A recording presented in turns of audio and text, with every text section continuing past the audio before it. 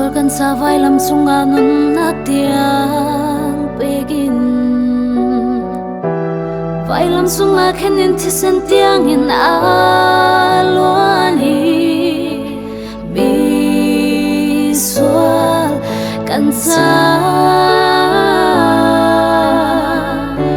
khrini vailam he ka suala ka thlan sang Kaswala vilte thisen in akadoldi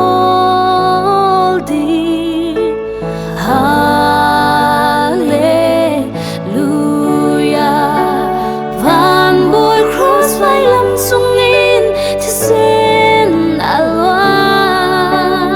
Athong athang van boy sham thong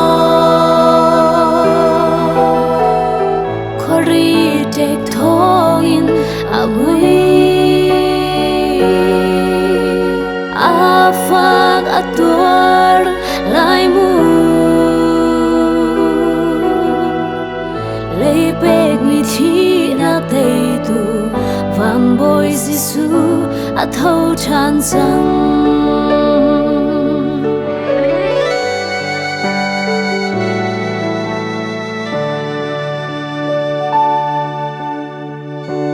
Kritina ga kan ni song kan thi ve chang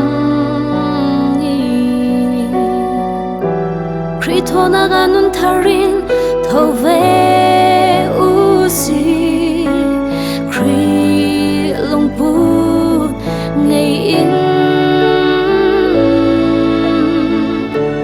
Dot nak lak asang big mi Gisu dot na Biswat sa alut lau tiang in dot nak chu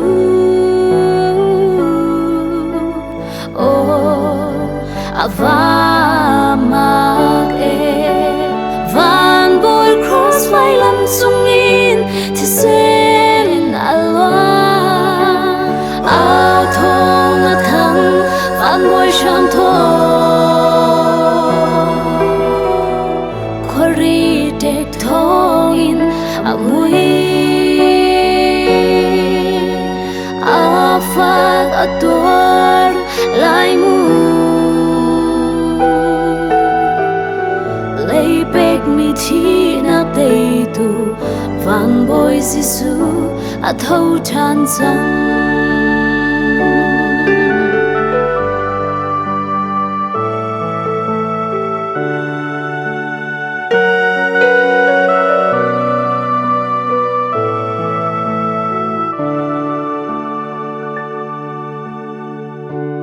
Chinak tei ni thum nuwa athau chan sang Leila vana siang parshan sung nung big boy athau chan sang Hau dalam lawin lai ni hin niya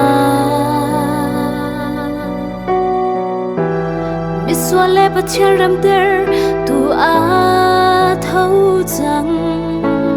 Van in ka ai hung Van boy cross vailam sungin thisen alwa